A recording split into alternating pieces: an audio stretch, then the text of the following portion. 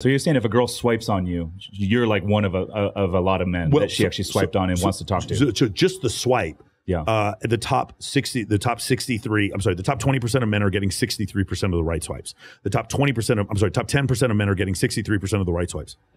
The top 20% of men are getting 83% of the right swipes, which means the bottom 80% of men are competing with 17% of women. 17%. Like, it's a disaster for men. It's so unequal. So the reality is now once she swipes, what's the likelihood of her going on a date with you? And then once she does that, what's the likelihood of her having sex with you?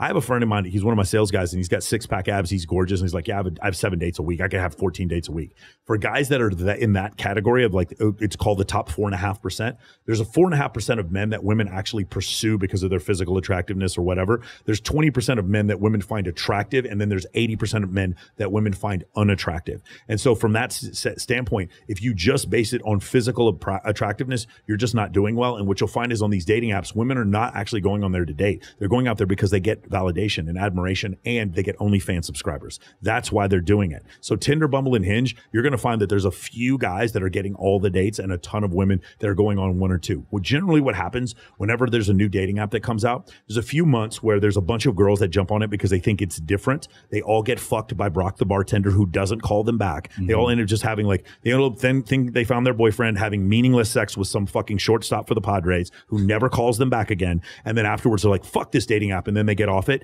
And by the time you get to the 2 or 3 year period, it's just nothing but women with borderline personality disorder or have 4 kids. That's all that's left on those apps. It's just nothing but morbidly overweight women, or if they're attractive, they're either prostitutes or girls trying to get you on OnlyFans. I think dating apps are disastrous.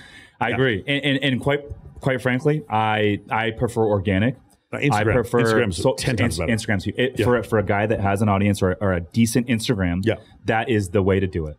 And even when I meet girls out and about now, you know, like let's say I meet someone at the gym, and and it's very nonchalant. I never approach girls at the gym, but let's say I've been there a couple months. We both know of each other. You know, I'm working out next to them. I might say, hey, you know, my name's so-and-so. I just want to introduce myself. I see you around. We'll chat a little bit. And then I'll say, hey, let's connect sometime. Are you on social? Connect on Instagram.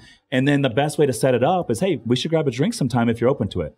One of two things happen. Either say, hey, no, I'm not interested. I have a boyfriend, whatever. Great. And it's nonchalant. Or 2, they be, yeah, I'd love to. And then cool, you know, you're in the door, and it's just such a better way to set up, because now they get to check you out on Instagram, they get to check you out on social, versus going online and having to compete with all these thousands of guys that are swiping, you know?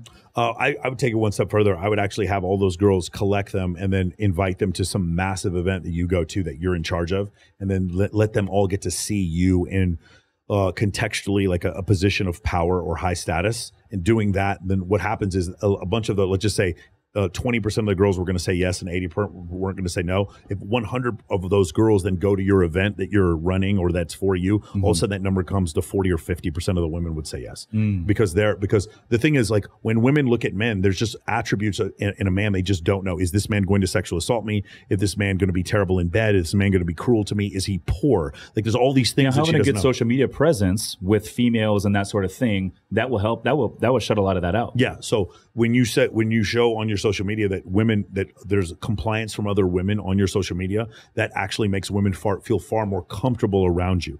Now, if you do it too much like me, you'll have women come out and say, yeah, I don't like that. You look like a fuck boy, right before they sleep with you.